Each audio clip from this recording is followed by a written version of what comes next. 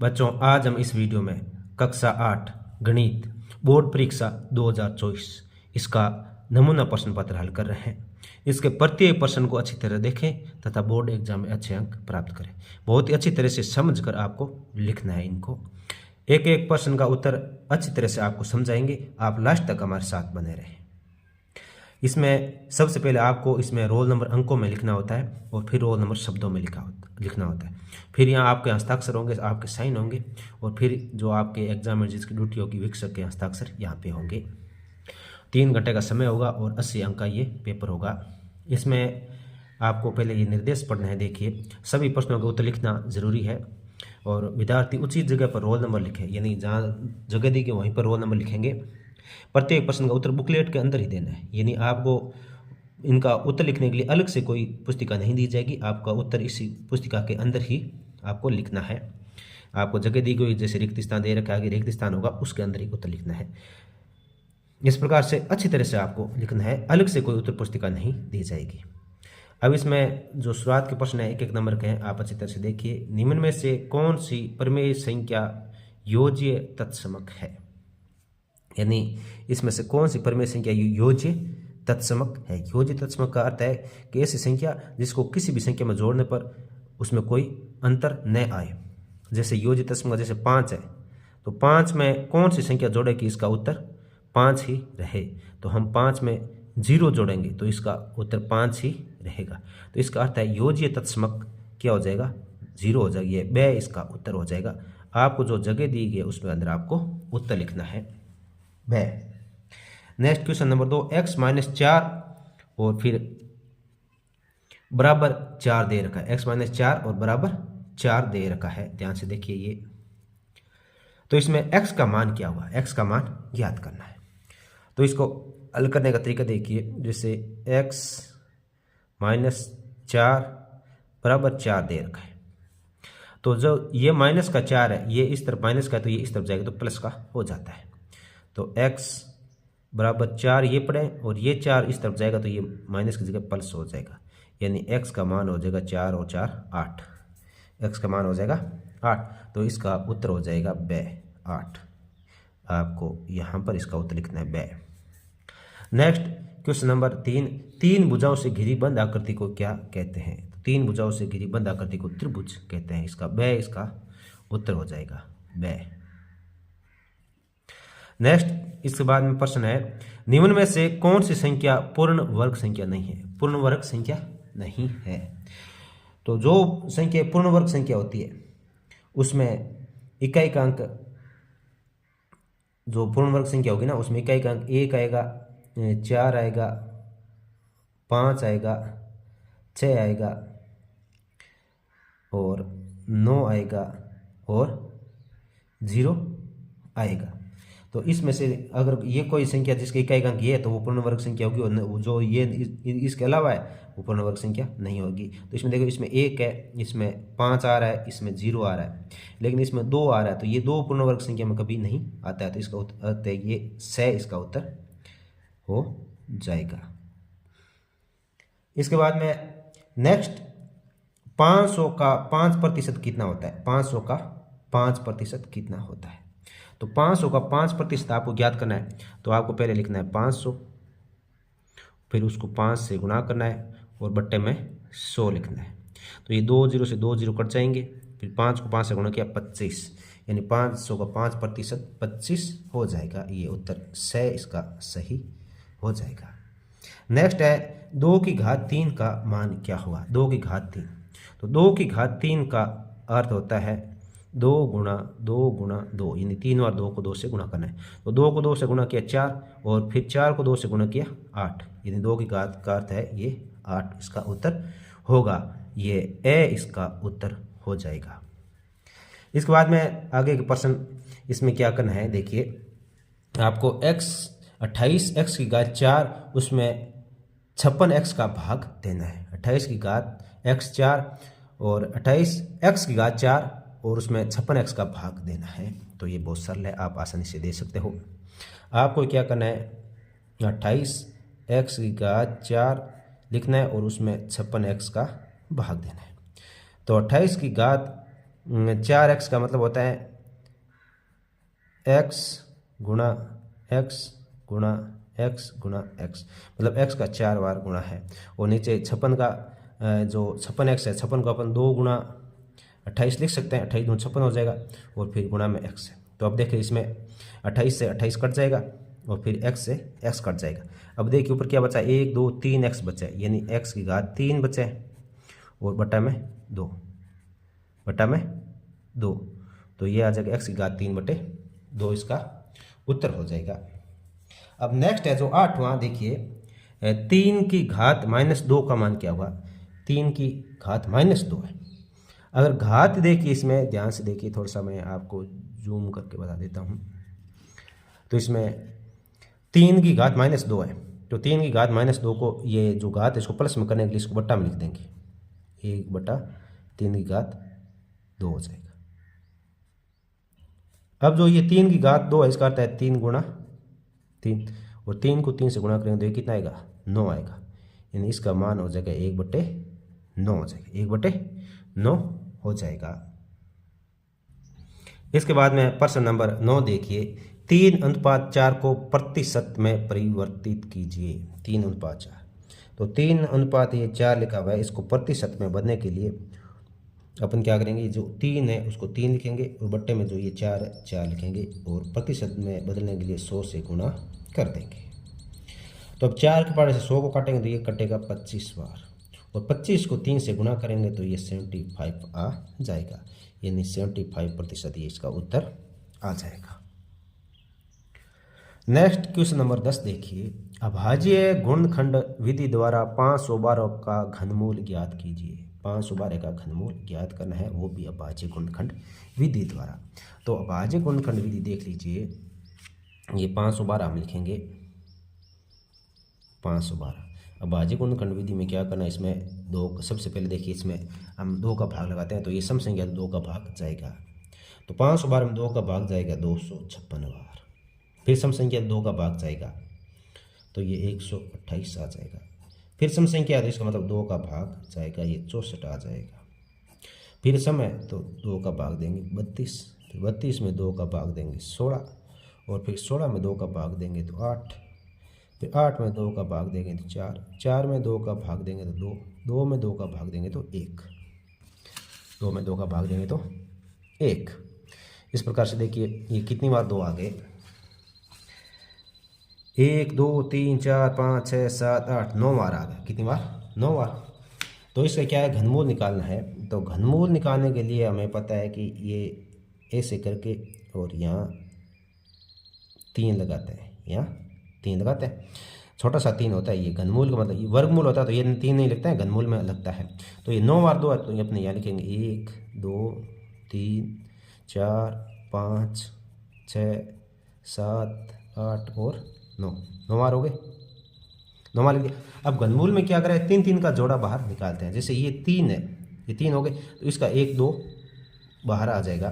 फिर आगे वाले ये 3 है, इसका 1 2 बाहर आ जाएगा। फिर आगे वाले जो ये 3, इसका 1 2 बाहर आ जाएगा। अब इनको गुणा कर लेंगे, 2 गुणा 2 गुणा 2, ये कितना हो जाएंगे 8, यानी 512 का घनमूल होगा वो 8 हो जाएगा।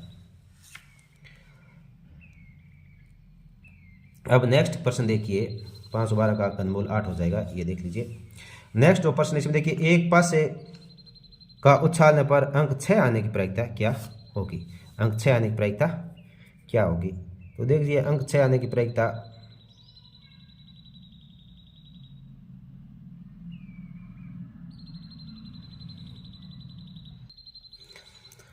अंक 6 आने की प्रायिकता क्या होगी। तो जो पासा होता है, जो एक पासा होता है उसको हम उछालेंगे, तो उस पर कौन कौन से अंक आएंगे। एक पासे उछालने पर हमें अंक प्राप्त होंगे, या 1 आ सकता है, 2 आ सकता है, 3 आ सकता है, 4 आ सकता है, 5 आ सकता है, 6 आ सकता है, ये अंक आ सकते हैं। यानी टोटल अंक कितने हो गए, 6 अंक हो गए। इसमें 6 आने की, यानी 6 कितनी बार है, 1 बार है 6 आने की प्रायिकता, 6 आने की प्रायिकता। तो 6 तो 1 अंक है, तो ये 1 लिखेंगे। टोटल अंक कितने हैं, 6, तो 6 का भाग दे देंगे, यानी 1/6 इसका उत्तर हो जाएगा। अब नेक्स्ट प्रश्न देखिए, संख्या 12 से 21 तक के प्रश्न है, प्रत्येक 4 नंबर के हैं। इसमें क्या करना है, निम्नलिखित आकृतियों में x का मान ज्ञात करना है। क्या ज्ञात करना है, x का मान ज्ञात करना है। तो थोड़ा सा ये ध्यान दीजिए, ये यहाँ पे से छपा नहीं, ये यहाँ 30 डिग्री लिखा हुआ है और यहाँ 70 डिग्री लिखा हुआ है, और इसमें जो ये x है इसका मान ज्ञात करना है। आगे वाले में ये बने हुए हैं। तो इसमें क्या करना है आपको कि जैसे ये त्रिभुज है, पहले वाले में क्या है, त्रिभुज है, और त्रिभुज के तीनों कोणों का योग होता है 180 डिग्री। तो पहले ये x प्लस 30 प्लस 70, इन तीनों को जोड़ेंगे तो इनका मान होगा 180 डिग्री होता है। अब ये x प्लस 70 और 30 कितने हो गए, 100 डिग्री हो गए, बराबर 180 डिग्री। अब ये x यहाँ बच जाएगा, और ये 100 इस तरफ प्लस का है तो इस तरफ आएगा माइनस का हो जाएगा, 180 माइनस 100। 180 में से 100 घटेगा तो ये कितना आ जाएगा, ये आ जाएगा 80 डिग्री। यानी x का मान क्या आ जाएगा, 80 डिग्री। यानी ये x है, ये इसका मान 80 डिग्री आ जाएगा। ये तो पहले वाले का है 80 डिग्री। अब इसमें आपको सेकंड वाले में देखना है। सेकंड वाले में चतुर्भुज है, और चतुर्भुज के जो चारों कोण होते हैं 90 प्लस 90 प्लस 90, इनका योग होता है 360 डिग्री। चतुर्भुज के चारों कोणों का योग होता है 360 डिग्री। ये चतुर्भुज के चारों कोणों का योग 360 डिग्री होगा। अब x प्लस ये तीनों को जोड़ेंगे तो ये 270 डिग्री हो जाएगा, बराबर 360। अब इसमें जो ये 270 है प्लस का है, इस तरफ आएगा तो ये माइनस का हो जाएगा। 360 माइनस 270, 360 में से ये 270 घटाएंगे तो ये हमें प्राप्त हो जाएगा 90 डिग्री। कितने डिग्री हो जाएगा, 90 डिग्री प्राप्त हो जाएगा। इस प्रकार से x का मान हो गया 90 डिग्री। ये दूसरे वाले का x का मान 90 डिग्री और पहले वाले का x का मान 80 डिग्री होगा। अब इसके बाद में प्रश्न नंबर 13 देखिए। प्रश्न नंबर 13, निम्नलिखित संख्याओं के वर्ग ज्ञात कीजिए। वर्ग ज्ञात करना है। वर्ग का अर्थ यह होता है कि उसी संख्या को उसी संख्या से गुणा करना होता है। तो उसी संख्या को उसी संख्या से गुणा करना होता है। पहला है जैसे 32 का वर्ग करना है, तो ये इसमें पहले में 32 गुणा 32, तो 32 को 32 से गुणा करेंगे तो ये 1024 आ जाएगी। ये इसका क्या हो जाएगा, वर्ग हो जाएगा। और जो सेकंड है उसमें 100 का वर्ग ज्ञात करना है, तो 100 को 100 से गुणा करेंगे। 100 को 100 से गुणा करने के लिए पहले देखो 1 को 1 से गुणा करेंगे तो 1 ही आएगा, फिर आगे जीरो कितने हैं, 1 2 3 4, तो 4 जीरो इसके आगे लगा देंगे। तो ये इकाई दाई चौड़ा 1000 10,000 यानी 10,000 इसका उत्तर हो जाएगा। पहले वाला का वर्ग 1024, दूसरे वाला का 10,000। इसके बाद में नेक्स्ट प्रश्न देखिए, लिखा हुआ है कि वह सबसे छोटी संख्या ज्ञात कीजिए जिससे निम्नलिखित को गुणा करने पर पूर्ण घन प्राप्त हो जाए। इन संख्याओं को गुणा करने पर पूर्ण घन प्राप्त हो जाए। तो इसमें हमें क्या करना है कि इनके अभाज्य गुणनखंड करना है, और अभाज्य गुणनखंड करने के बाद अगर पूरा 3 का जोड़ा बन जाता है तो इसका मतलब है कि इसमें किसी संख्या से गुणा नहीं करना है, या ऐसे कह सकते हैं कि 1 से गुणा कर सकते हैं। और अगर 3 का पूरा जोड़ा नहीं बनता है तो उसमें जितने जोड़े से जितने भी वो कम होते हैं उतना उसमें लिख देते हैं। तो जैसे 81 है तो 81 का अपन गुणनखंड करेंगे। जैसे 81 है तो 81 का गुणनखंड हो जाएगा, 81 में 3 का भाग जाएगा, क्योंकि 2 का सम संख्या नहीं, 2 का नहीं जाएगा। 3 का भाग का क्या पता चलेगा, क्योंकि इन संख्याओं को योग करेंगे तो 8 और 1 9 होता है, 9 में 3 का भाग जाता है, इसका मतलब इसमें 3 का भाग जाएगा। तो 81 में 3 का भाग जाएगा 27 बार, और फिर 27 में 3 का भाग जाएगा 9 बार, और 9 में फिर 3 का भाग जाएगा 3 बार, और फिर 3 में 3 का भाग जाएगा 1 बार जाएगा। तो अब इसमें देख लिए, इसमें इन संख्याओं को अपन लिखेंगे 3 गुणा 81 का जो अभाज्य गुणनखंड होगा 3 गुणा 3। अब इसमें देखिए 3 का जोड़ा बनाना है, तो ये 3 का जोड़ा बन गया, लेकिन पीछे एक ही 3 बचा है। तो अब पूर्ण घन होने के लिए अगर 2 3 और होते, इसके गुणा में 3 गुणा 3 और होते तो ये पूर्ण घन हो जाती। तो इसका मतलब इसमें कितने कम पड़े, 3 2 बार, 3 गुणा 3 ये कम है, तो 3 को 3 से गुणा करेंगे तो कितना आ जाएगा 9। यानी अगर 9 से इसको गुणा कर दिया तो ये पूर्ण घन संख्या प्राप्त हो जाएगी। तो वह सबसे छोटी संख्या जिसका छोटी संख्या 9 है जिसका 18 से गुणा करने पर पूर्णगण प्राप्त होगा। तो आप यहाँ लिख दीजिए कि वह सबसे छोटी संख्या 9 है जिसका 81 से गुणा करने पर पूर्णगण संख्या प्राप्त होती है, यहाँ लिख देंगे। फिर दूसरा 216, तो 216 का अपन भाज्यगुण खंड करेंगे। 216, तो 216 में 2 का भाग देंगे तो ये 108, फिर 2 का भाग देंगे 54, फिर 2 का भाग देंगे 27, और अब 3 का भाग 3 बार, फिर 3 का भाग 3 बार, 3 का भाग 1 बार। तो इसमें क्या हो जाएगा, ये 3 बार 2 है, फिर 3 बार 3 है। तो इसमें 216 के बराबर 2 गुणा 2 गुणा 2, फिर 3 गुणा 3, तो ये हो गया। और ये जोड़ा बन रहा पूरा। तो इसको किसी संख्या से गुणा करने की आवश्यकता नहीं है। अगर फिर भी आपको लिखना है तो आप ऐसे लिख सकते हो कि वह सबसे छोटी संख्या 1 होगी जिसको 216 से गुणा करने पर पूर्णगण संख्या प्राप्त होगी, क्योंकि 1 को इससे गुणा करेंगे तो कोई चेंज नहीं आएगा। तो इसलिए हम लिख सकते हैं सबसे छोटी संख्या 1 होगी, सबसे छोटी संख्या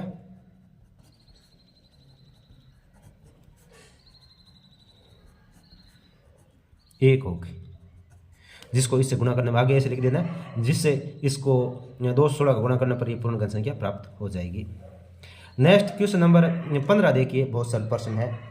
इसमें लिखा है कि 15,000 अंकित मूल्य वाली एक मेज 14,400 रुपये में उपलब्ध है। बट्टा और बट्टा प्रतिशत ज्ञात कीजिए। बट्टा और बट्टा प्रतिशत इसमें ज्ञात करना है।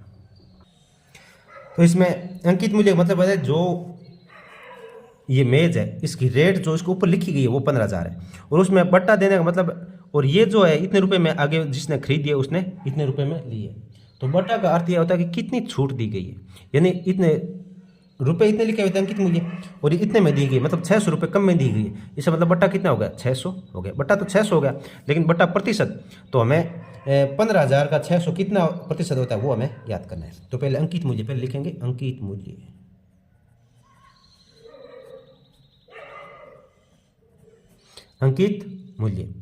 अंकित मूल्य हो जाएगा 15,000 रुपये। और फिर इसके बाद में खरीदी कितने में, खरीदी या इसको विक्रय मूल्य भी बोल सकते हैं, तो ये हो जाएगा 14,400 रुपये। तो बट्टा क्या हो जाएगा, जो उससे अंकित मूल्य है उसमें से जितने में ये बेची गई है, जितना विक्रय मूल्य है वो इस पे हम घटा देंगे, तो ये 600 रुपये आ जाएगा। यानी बट्टा 600 रुपये का मिला है, 600 रुपये का बट्टा मिला है, 600 रुपये। अब इसके बाद में क्या करना है, फिर बट्टा प्रतिशत ज्ञात करना है। बट्टा प्रतिशत, तो बट्टा प्रतिशत ज्ञात करने के लिए जितना बट्टा दिया गया वो लिखेंगे, और जो अंकित मूल्य है वो इसके बट्टा में लिखेंगे और 100 से गुणा कर देंगे। तो अब इसमें देखिए, इसमें 3 जीरो है तो 1 2 3, तो 1 2 3 जीरो कट गए। अब ऊपर बचा 60, नीचे बचा 15, 60 में 15 का भाग देंगे तो ये 4 बार जाएगा, यानी बट्टा 4% हो जाएगा।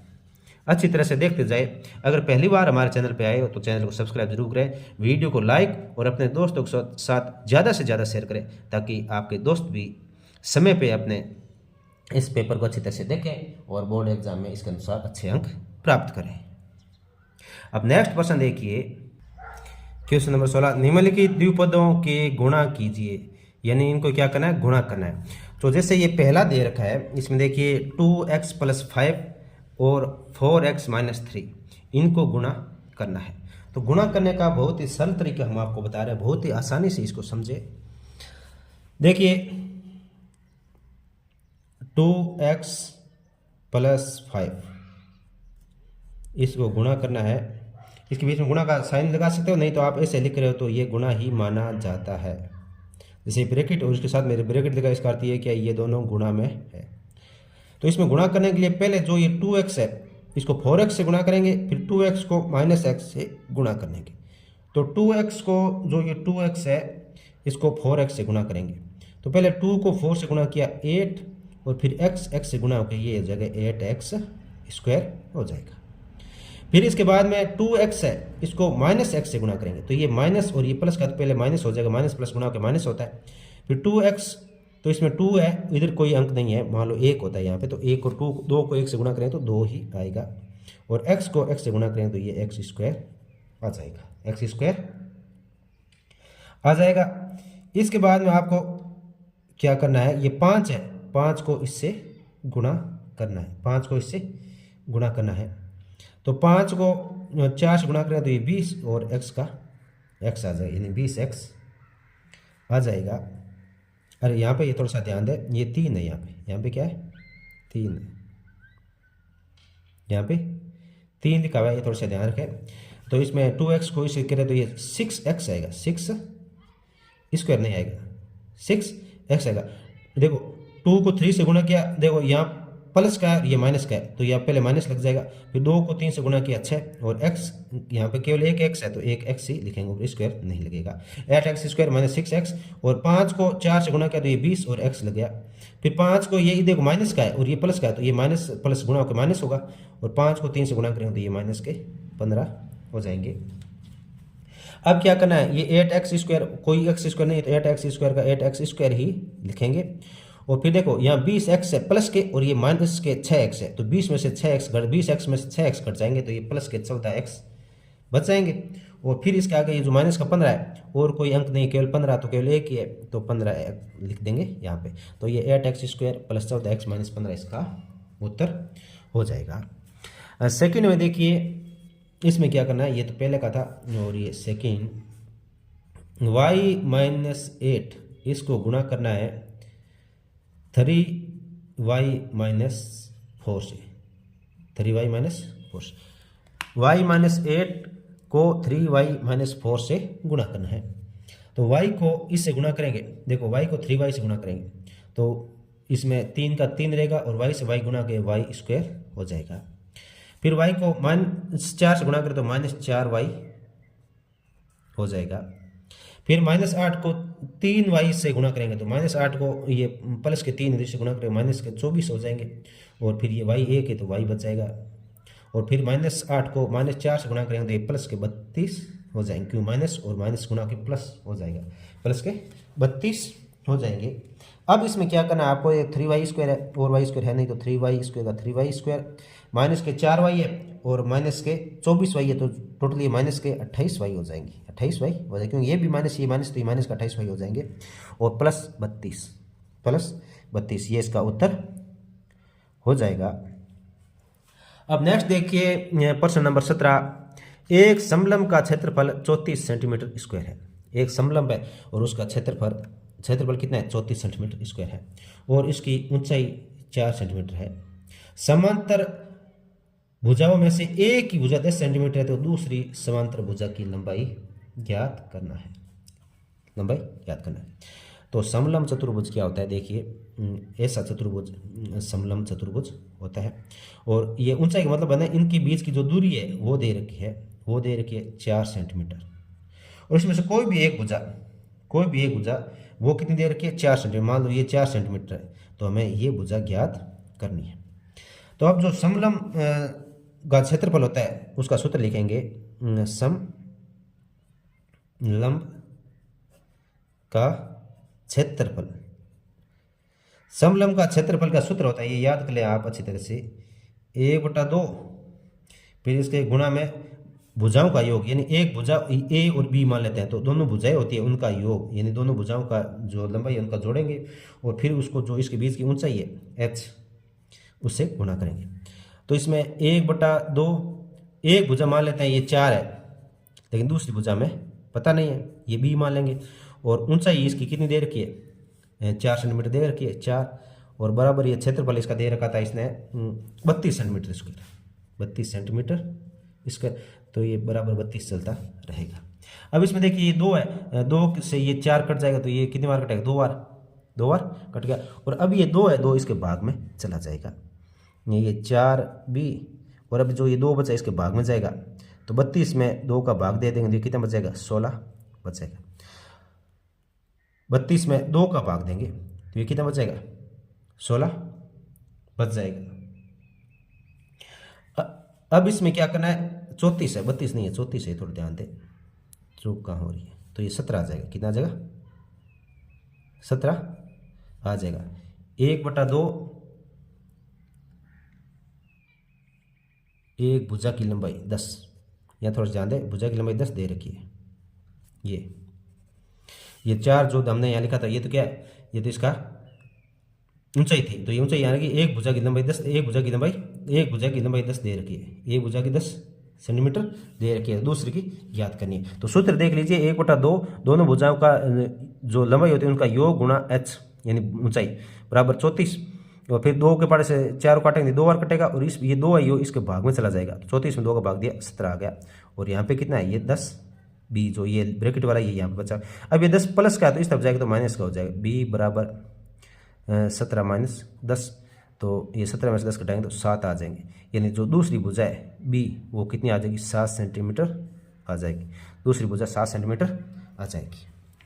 अब नेक्स्ट क्वेश्चन है, इसमें आपको क्या करना है, सरल करना है।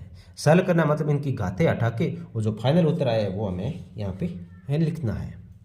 तो बहुत सरल तरीके से आप इसको आसानी से कर सकते हो। थोड़ा सा आपको दिमाग लगाना है और इसमें ज़्यादा कुछ खास नहीं है। पहले तो हम क्या करेंगे, जो ये घाते माइनस में इनको प्लस में कर लेते हैं, माइनस में इनको प्लस में कर लेते हैं। तो इसमें देखिए यहाँ से शुरू करते हैं क्योंकि जगह कम है इसमें। तो ये 3 की घात 5 जो ऊपर की तरफ है ये माइनस का, तो ये इस नीचे की तरफ आएगा। मान लो ये लाइन है, ये नीचे वाला लाइन, इससे नीचे की तरफ आए तो प्लस का हो जाएगा, तो ये 3 की घात 5 हो जाएगा। और फिर ये 10 की घात -5 है, ये ऊपर है तो ये नीचे की तरफ आए तो 10 की घात 5 ये प्लस का हो जाएगा। और फिर ऊपर की क्या 125 ऊपर है तो ये 125 प्लस का है तो ये ऊपर ही रहेगा। और ये नीचे के 5 की घात 7 है, ये माइनस का तो ऊपर जाएगा तो प्लस का हो जाएगा, 5 की घात 7 हो जाएगा। और ये माइनस का तो ये भी प्लस का हो जाएगा, 6 की घात 5 हो जाएगा। इतना हो गया। अब हमें कुछ नहीं करना, नॉर्मल थोड़ी सी बातें ध्यान रखनी है, आसानी से ये हो जाएगा। तो ये 5 की घात 7 ऊपर वाला, तो ये 5 का 7 का 5 का 7 रहेगा, गुणा 6 को अपन क्या लिख सकते हैं, 6 को 2 गुणा 3 लिखेंगे और ऊपर घात 5। और 125 को हम क्या लिख सकते हैं, 5 की घात 3 लिख सकते हैं, क्योंकि 125 होता है ना, 125 जो 125 होता है उसको हम 5 गुणा 5 गुणा 5 3 और 5 के रूप में लिख सकते हैं, मतलब 5 की घात 3 लिख दिया। और बट्टा में 3 की घात 5। और 10 को क्या लिख सकते हैं, 2 की घात 5 और ऊपर घात 5। 10 को है ना, इसको 2 की घात 5 लिखा, ऊपर घात 5 की 5 हमने रख दी। अब देखिए ये 5 की घात 7 है ऊपर, पहले ये, फिर ये 5 अलग अलग घातों के रूप में हो जाएगा, 2 की घात 5, 3 की घात 5 और 5 की घात 3। और बट्टा में 3 की घात 5 और 2 की घात 5 और 5 की घात 5, 5 घात 5। तो पहले हम देख ले, इसमें इसको काट देते हैं, यहाँ से देखो 2 की घात 5 और 2 की घात 5, ये तो यहाँ कट गया। 3 की घात 5 और 3 की घात 5 ये यहाँ से कट जाएगा, इसको यहीं काट देते हैं। अब ऊपर देखो, ऊपर बचा है 5 की घात 7 और ये 5 की घात 3, 5 की घात 7 और 5 की घात 3, और नीचे बचा है 5 की घात 5। तो ये 5 की घात 7 और ये 3, 5 की घात ऊपर तो हो जाएगा 10 और नीचे 5 की घात 5। अब ये 5 ऊपर की तरफ जाएगा तो ये 5 की घात ऊपर घात 10 थी और ये नीचे वाला जैसे ऊपर आएगा तो ये -5 हो जाएगी इसमें से। 10 में से 5 क्या है तो ये 5 की घात 5। 5 की घात 5 का मतलब होता है 5 को 5 बार गुणा करना है, 1 2 3 4 और 5। 5 को 5 से गुणा किया 25, 25 को 5 से किया 125, 125 को 5 से गुणा करेंगे तो ये 625, और 625 को 5 से गुणा करेंगे तो ये 3125 आ जाएगा, यानी 3125 आ जाएगा, 3125 इसका उत्तर आ जाएगा। तो इसको अच्छी तरह से करें, ध्यानपूर्वक देख लीजिए पूरा। अब इसके बाद में नेक्स्ट प्रश्न आता है 19। एक सॉफ्ट ड्रिंक फैक्ट्री में एक मशीन 840 बोतलें 6 घंटे में भरती है, वह मशीन 5 घंटे में कितनी बोतलें भरेगी। यानी 6 घंटे में कितनी बोतलें भरती हैं, तो वो कह रहे हैं 5 घंटे में कितनी बोतलें भरेगी। ये हमें ध्यान रखना है, हमें याद करना है। तो 6 घंटे में बोतलें भरती है, तो हमें लिखेंगे 6 घंटे में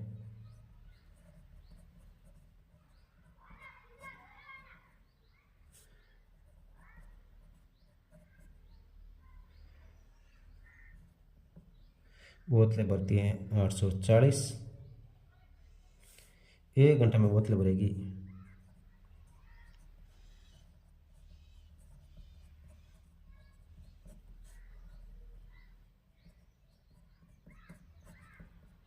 एक घंटे में कितनी बोतल भरेगी?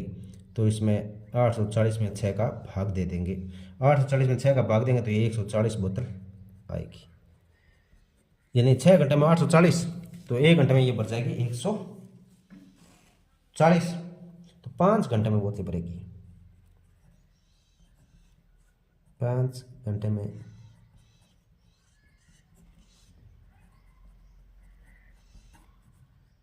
बोतलें भरेगी। तो 140 को 5 से गुना कर देंगे तो ये 5 घंटे में कितनी बोतलें भर जाएगी? 700 बोतलें भर जाएगी। अब इसके बाद में नेक्स्ट प्रश्न देखिए, बहुत ही अच्छा प्रश्न है। ये बार बार एग्जाम में आते हैं, जैसे ये पेपर है ना, ये बार बार एग्जाम में आता है, तो इनको अच्छी तरह से देखें। इसमें क्या है, निम्नलिखित के गुणनखंड ज्ञात कीजिए। बहुत सरल है इसका गुणनखंड, आराम से आप याद कर सकते हो। पहले में जैसे a की घात 4 b की घात 4 है, तो हम इसे अलग अलग, जैसे a की घात 4 को a की घात 2 की घात 2 लिखेंगे, फिर b 2 की घात 2 के ऊपर 2 लिखेंगे। अब ये a square minus B square के रूप में हो गया, तो ये a square plus B square और a square minus B square हो गया।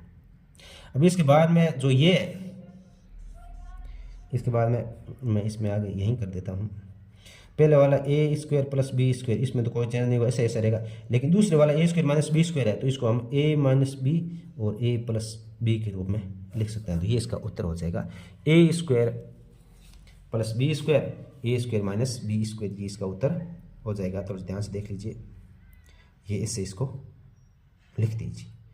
अब इसके बाद में इसका सेकंड देखिए,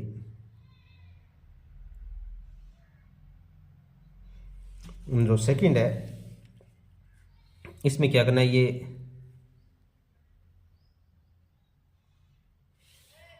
सेकंड में पी स्क्वायर माइनस 81, यानी इसका सेकंड पी स्क्वायर माइनस 81 है। पी की घात 4 माइनस 81 है, पी की घात 4 माइनस 81 है। तो ये सेम इसी प्रकार से, ये पी की घात 4 तो ये, और 81 को हम क्या लिख सकते हैं, इसको 3 की घात 4 लिख सकते हैं, 3 की घात 4 लिख सकते हैं। तो ये सेम पी की घात 2 के ऊपर घात 2 और 3 की घात 2 के ऊपर 2। तो हम इसको लिखेंगे, ये पी स्क्वायर माइनस 3 की पी स्क्वायर प्लस 2 की घात स्क्वायर, पी स्क्वायर माइनस 3 की घात स्क्वायर, फिर ये पी स्क्वायर 3 की घात 2 का मतलब ये हो गया 9, और ये हो जाएगा p माइनस 3 और p प्लस 3। तो ये इसका इस प्रकार से उत्तर आ जाएगा। अब इसके बाद नेक्स्ट प्रश्न है, निम्न समीकरण को सरल रूप में बदलते हुए हल कीजिए। बहुत सरल का मतलब होता है कि जो ये ब्रैकेट है इसको हटा के इसके बाद जो आए उसके बाद में इसको हल करना है। तो इसका ये 3 को अंदर गुना कर देंगे और इस 5 को फिर अंदर की तरफ गुना करेंगे। 3 को अंदर से गुना किया, 3 को t से गुना किया तो ये 3t हो गया, और 3 को -3 से गुना किया तो ये -9 हो गए, ये हो गया। अब 5 को अंदर गुना किया तो 5 को 2 से गुना किया 10t, तो 5 को 1 से गुना किया ये 5 हो जाएगा। अब t वाले जो है वो एक तरफ लेते हैं, ये 3t इस तरफ पड़ा, ये प्लस के 10t है तो इस तरफ आएगा माइनस के 10t, और इस तरफ ये प्लस के 5 है और ये माइनस के 9 है तो इस तरफ आएगा तो ये प्लस के 9 हो जाएगा। अब 3t तो ये माइनस के 7t हो जाएगा, क्योंकि माइनस के 10 थे उसमें से माइनस के 3t घट गए तो ये 7t बच गए, और इस तरफ ये हो जाएगा 14, इस तरफ ये हो जाएगा 14। अब ये जो t का t यहीं रहेगा और 14 में ये -7 का इसमें भाग लग जाएगा, 14 में -7 का भाग लगेगा, और जैसे 14 -7 का भाग लगेगा तो ये 2 बार जाएगा और -2 उत्तर आ जाएगा, यानी t का घात -2 आ जाएगा। ये इसका हल हो जाएगा। अच्छी तरह से इनको हल करते जाए, वो हम लगातार इन प्रश्नों को हल कर रहे हैं। वीडियो अच्छा लगा है तो लाइक ज़रूर करें और कमेंट ज़रूर करें। अब इसके बाद में प्रश्न नंबर 22 है, इसमें लिखा है कि उपयुक्त पैमाने को प्रयोग करते हुए निम्न तालिका में दी गई राशियों के लिए आलेख बनाइए। सेवों की संख्या, पहले दे रखा भाई 1 save, 2 save, 3 save, 4 save, 5 save. फिर कहला मूल्य, यानी 1 सेव का मूल्य 5 रुपये, 2 सेव का 10 रुपये, 3 का 15, 4 का 20 और 5 का 25। इनका क्या बनाना है, आलेख बनाना है। तो ये बहुत सरल है, इसका अलग आप बना सकते हो। हमने ग्राफ बना के बताया। आप अगर ग्राफ मिले तो आपको ग्राफ में बनाना है, अगर ग्राफ नहीं मिले तो फिर आपको क्या करना, कॉपी के अंदर ही आप इसको बना सकते हो। तो ये देखिए अच्छी तरह से, थोड़ा सा छोटा करके बता देता हूँ मैं। ग्राफ बनाने के लिए आपको क्या करना पड़ेगा, जो ग्राफ में ये बड़ी लाइन है इनको देखिए, कोई भी एक बड़ी लाइन ले लीजिए और उस पर एक ऐसे खड़ी लाइन जिसको ऊपर की तरफ y नाम लिख दीजिए, और फिर एक ऐसी लाइन जिसको x नाम लिख दीजिए और इसको 0 दीजिए। अब यहाँ क्या करना है कि इस तरफ है ना, यहाँ 5, 10, 15, 20, 25, 30, 35 इस प्रकार से लिखना है बड़े वाली लाइन पे, जो ये बड़ी वाली लाइन है इन पे, और इस तरफ 1, 2, 3, 4, 5 लिखना है। अब पहले एक सेव का मूल्य 5 रुपये, तो ये जो बड़े वाला डब्बा ये 5 तक जाके और ये हो जाएगा, इस पर रंगीन कर दीजिए। फिर 2 सेवों का मूल्य 10 रुपये, तो ये 10 तक जाके इसे रंगीन कर दीजिए। फिर 3 सेवों का मूल्य 15 रुपये, तो ये 15 तक आके इससे रंगीन कर दीजिए। फिर 4 सेवों का मूल्य 20 रुपये, तो ये 20 जो इस तरफ देखिए 20 लिखा हुआ उसकी सीध में जो लाइन है वहाँ तक जाके, और फिर 5 सेवों का 25 है, तो ये 25 जहाँ लिखा है वहाँ पे करके रंगीन कर दीजिए। इस तरफ तो लिखते हैं सेवों की संख्या और इस तरफ है सेवों का मूल्य, क्योंकि मूल्य 5 रुपये 10 रुपये ये ऐसे। और फिर ये जो आपका पैमाना है वो यहाँ लिख देना है, वाई एक्स इस ऊपर की तरफ है, तो एक बड़ा डब्बा यानी ये यहाँ से एक बड़ा डब्बा कितना है, एक बड़ा डब्बा 5 रुपये को दर्शा रहा है। जैसे 2 आए तो 10 रुपये को, 3 आएगा तो 15 रुपये हो जाए, यानी एक डब्बा 5 रुपये को दर्शा रहा है। इस प्रकार इधर भी एक डब्बा क्या है, एक डब्बा 1 सेव को दर्शा रहा है, 2 डब्बे 2 सेव को, 3 डब्बे 3 सेव हो गए, 4 डब्बे 4 सेव, 5 डब्बे 5 सेव हो जाएंगे। इस प्रकार से ये सेवों की संख्या दर्शा रहा है। आप ग्राफ अच्छी तरह से बनाए। और इस बार में जो नेक्स्ट प्रश्न है वो देखिए,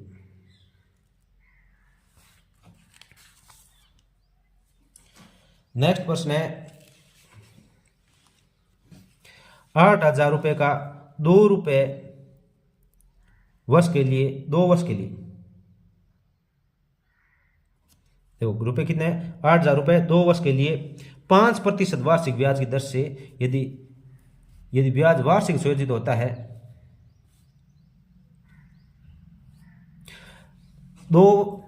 8,000 रुपये का 2 वर्ष के लिए 5% वार्षिक ब्याज की दर, वार्षिक चक्रवर्ती ब्याज ज्ञात कीजिए। और वार्षिक यदि ब्याज वार्षिक सुनिश्चित होता है, चक्रवर्ती ब्याज का ज्ञात करना है, 2 वर्ष का ज्ञात करना है।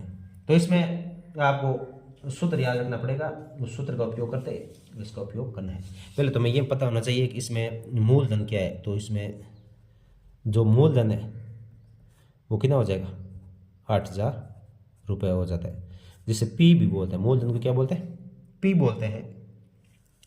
फिर समय जिसे टी बोलते हैं, ये टी कितना है, 2 वर्ष। और दर, जिसे दर को आर से दर्शाते हैं, तो ये दर होगी 5%। अब हमें ज्ञात करना है, चक्रवर्ती ब्याज ज्ञात करना है। तो चक्रवर्ती ब्याज का सूत्र देखिए,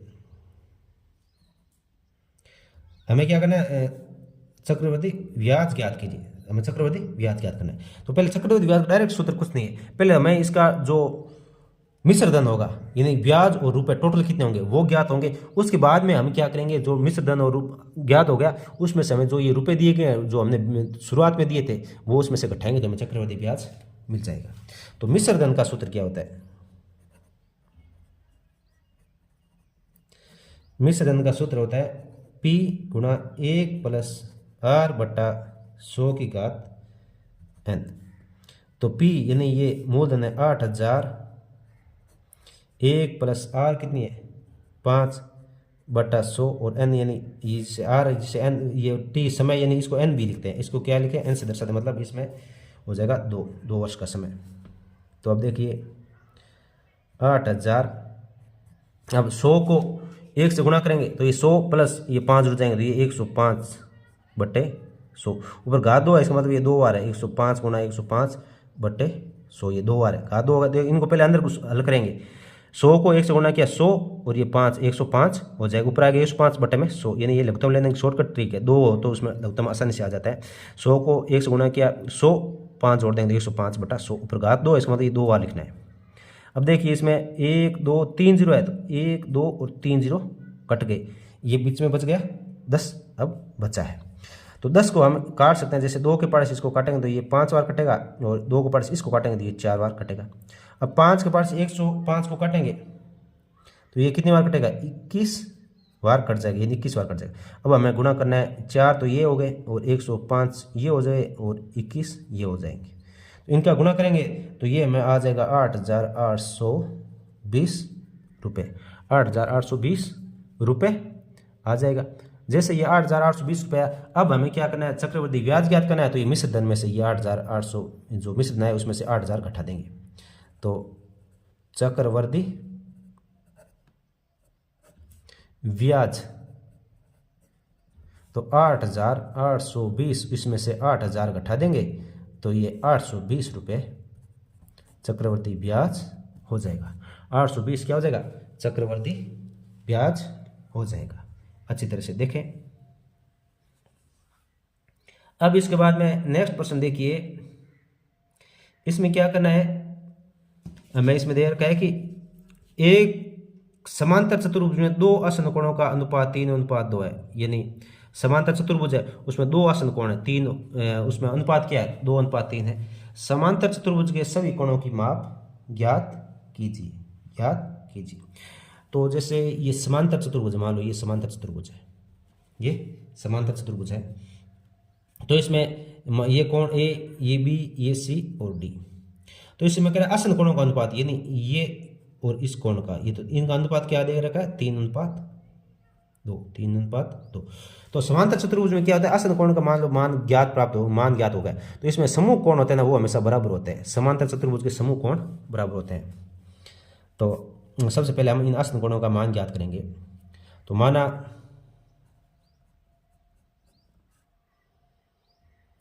पहला कोण 3x, तो दूसरा कोण, पहला कोण 3x और दूसरा कोण ये 2 है तो 2x हो जाएगा। अब इन दोनों का योग कितना होता है, 180 डिग्री होता है। आसन कोणों का योग 180 डिग्री होता है।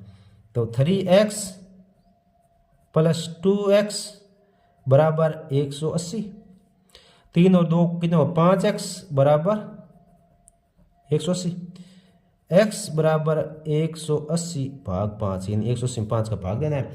और 180 में जैसे हम 5 का भाग देंगे तो 36 आ जाएगा, 36 डिग्री। यानी कोण क्या हो जाएगा, x मान आएगा 36 डिग्री आ गया। तो अब समांतर चतुर्भुज में कोण a और कोण जो c है वो बराबर होंगे, और कोण b और कोण d बराबर होंगे। तो दो कोण हो गए मान लो। तो इसमें पहला कोण कितना आ जाएगा, ये जो पहला कोण 3x माना था, तो पहला कोण 3x, x का मान 36 है तो 36 से गुणा करेंगे। तो ये 36 को 3 से गुणा करेंगे, तो 36 को 3 से गुणा करेंगे तो 108 डिग्री आ जाएगा, 8 डिग्री आ जाएगा। और दूसरा कोण 2x है, तो 2 को 36 से गुणा करेंगे, 2 को 36 से गुणा करेंगे तो ये कितना आ जाएगा, 72 आ जाएगा, 72 डिग्री आ जाएगा। अब देखो इसमें कोण एक पहला और कोण ये जो तीसरा है ये बराबर होता है। तो मतलब पहला और तीसरा कोण कितना हो गया, 108 डिग्री। ये डिग्री यहाँ लगाना ऊपर, ये ध्यान नहीं लगाना, 108 डिग्री। और कोण दूसरा और कोण चौथा ये दोनों हो जाएंगे 72 डिग्री के हो जाएंगे। ये देखो पहला और तीसरा बराबर है और दूसरा और चौथा बराबर है, तो ये 72 डिग्री हो जाएगा। इसके बाद में क्वेश्चन नंबर 25 देखिए, एक ऐसे बेलन की ऊंचाई ज्ञात कीजिए जिसका आयतन 1.54 मीटर क्यूब है, जिसके आधार का व्यास 140 सेंटीमीटर है। तो यहाँ थोड़ा सा आपको ध्यान देना है कि यहाँ पे जो ये आयतन है मीटर में दे रखा है, और ये जो व्यास है ये क्या दे रखा है, सेंटीमीटर में दे रखा है। तो इसको हम क्या करेंगे, जो ये त्रिज्या है इसको मीटर में चेंज कर लेंगे, और फिर आगे जो उत्तर आता जाएगा वो आराम से आ जाएगा। तो इसमें देखो दे रखा है व्यास कितना दे रखा है, 140 सेंटीमीटर। तो त्रिज्या कितनी हो जाएगी, त्रिज्या यानी 140 में 2 का भाग देंगे, व्यास क्या त्रिज्या होती है, तो 70 सेंटीमीटर हो जाएगा। अब इस 70 सेंटीमीटर को क्या मीटर में चेंज कर लेंगे, तो मीटर में चेंज करने के लिए 70 में किसका भाग देंगे, 100 का भाग देंगे, 100 का भाग देंगे तो 100 का भाग देंगे तो ये 0.7 मीटर आ जाएगा। ये त्रिज्या क्या आ गई 0.7 मीटर आ गई। अब इसमें बेलन का जो आयतन है, बेलन का आयतन दे रखा है 1.54 मीटर क्यूब। आयतन का सूत्र होता है pi r square h, pi r square h बराबर 1.54 मीटर क्यूब। पाई का मान होता है 22/7 और आर स्क्वायर मतलब आर क्या है 0.7, तो 0.7 गुणा 0.7, 2 बार आर स्क्वायर मतलब आर 2 बार आ गई। और ऊंचाई इसमें कितनी दे रखी है, ऊंचाई हमें ज्ञात करनी है, ऊंचाई एच है ये हमें ज्ञात करनी है। तो 0. ये बराबर ये दे रखा है 1.54, ये आयतन बराबर दे रहा है। ये आयतन का सूत्र था तो ये बराबर रख दिया। अब आयतन के सूत्र में ये मान रखते हैं और बराबर ये 1.54 का है। अब एच इस तरफ बचेगा, बाकी सारी ये चीज़ें जो संख्या है इस तरफ आ जाएगी, एच इस तरफ बचेगा और इधर ये 1.54 पहले से मौजूद है और जो ये बट्टा में ये इसके गुणा में आ जाएगी, 7 इसके गुणा में आ जाएगी और बाकी जो ऊपर की जो ये संख्या ये इसके भाग में जाएगी, 22 गुणा 0.7 गुणा 0.7। अब जैसे ये पॉइंट हटेगा तो ऊपर लग जाएगा 10, ये पॉइंट हटेगा तो फिर लग जाएगा 10। अब ये 7 बचा है तो 7 से 7 कट गया, 7 से 7 कट गया। अब जैसे ये ऊपर वाला पॉइंट हटेगा तो दो के बाद में पॉइंट है तो ऊपर नीचे 100 लग जाएंगे, क्या लग जाएंगे 100। तो ये 1020 ये कट गए। तो यहाँ पे क्या बचा है, ऊपर बचा 154 बचा है केवल और नीचे की तरफ बचा है 22 और फिर ये गुणा ये 7 बच गया, ये 7 बच गया, 22 गुणा 7 तो ऊपर 154 है और नीचे 22 को 7 से गुणा करेंगे तो ये 154 आएगा। तो 154 में 154 का भाग देंगे तो 1 आएगा, मतलब इसका जो ऊंचाई है वो 1 मीटर होगी। मतलब बेलन की ऊंचाई कितनी हो जाएगी, 1 मीटर हो जाएगी। इसी के साथ बच्चों आपका ये जो गणित का नमूना प्रश्न पत्र था ये कंप्लीट हो चुका है। इसको अच्छी तरह से देखें और प्रत्येक प्रश्न को अच्छी तरह से हल करेंगे। बाकी जितने भी पेपर हैं उन सभी के जल्द ही अपलोड किए जाएंगे, इसलिए आप हमारे चैनल पे लगातार आते रहें और इन पेपरों को हल करते रहें। धन्यवाद आप सभी का हमारे यूट्यूब चैनल पर आने के लिए और वीडियो को ज़्यादा से ज़्यादा लाइक और शेयर करने के लिए।